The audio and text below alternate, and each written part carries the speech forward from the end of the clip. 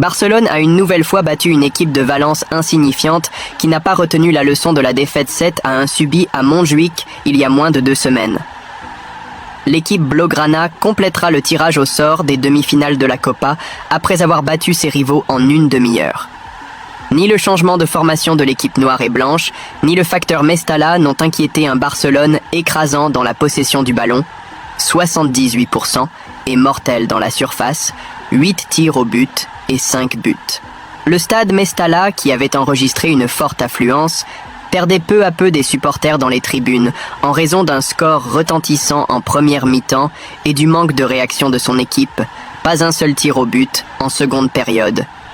Et c'est avec l'équipe de départ que Carlos Corberán a voulu montrer qu'il avait retenu la leçon reçue de Barcelone à Montjuïc. Mais, au-delà du changement de dispositif et de l'alignement de 3 défenseurs centraux, Diakaby était une nouvelle fois titulaire, la confiance de ses joueurs dans le plan de leur entraîneur n'a pas duré longtemps. Il a fallu 3 minutes au Blaugrana pour neutraliser l'élan local, un pressing haut qui a une fois de plus laissé des espaces, cette fois au centre du terrain. Le rêve a commencé à s'estomper lorsque Balde a trouvé une brèche dans la défense locale pour envoyer une passe à l'attaquant valencien qui a évité la charge de Yarek pour centrer devant Dimitrievski. Ce premier but a été ressenti bien plus durement sur le terrain que dans les tribunes, qui continuaient à applaudir. Car Valence est une fois de plus resté à mi-chemin et a laissé à Pedri, De Jong et aux latéraux du Barça le temps de réfléchir. Le coup final est venu à 0-2 à la 18e minute. Un ballon de Lamine Yamal a heurté le poteau et est retombé sur Ferran, qui a terminé le ballon. Le hors-jeu initial de Rafinha a été annulé et s'est terminé au tableau d'affichage car il n'y avait pas de position illégale.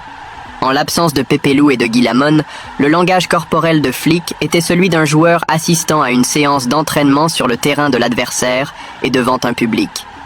Ses seules frayeurs sont survenues lorsqu'il a vu l'un de ses joueurs à terre.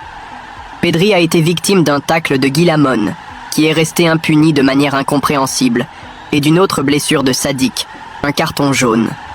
C'est le milieu de terrain de Tenerife qui a servi Fermín qui, après un grand contrôle et un tir, a marqué le 0-3 qui a provoqué les premières huées dans les tribunes. Le 0-4 de Ferran, après avoir préparé un bon tir à l'entrée de la surface, a fait sortir de leur siège certains supporters de Valence. La pause a été un soulagement pour une équipe désorientée qui ne savait pas si elle devait aller ou venir face à un rival clairement supérieur qui, en plus, avait détruit l'estime de soi d'un Valence qui ne pensait qu'à la finale pour son salut dimanche. Une fois le match nul réglé, l'entraîneur allemand a commencé à faire des rotations dans le jeu lui-même, qui était désormais une impasse. Seul Sadik a laissé une bonne impression à Mestalla.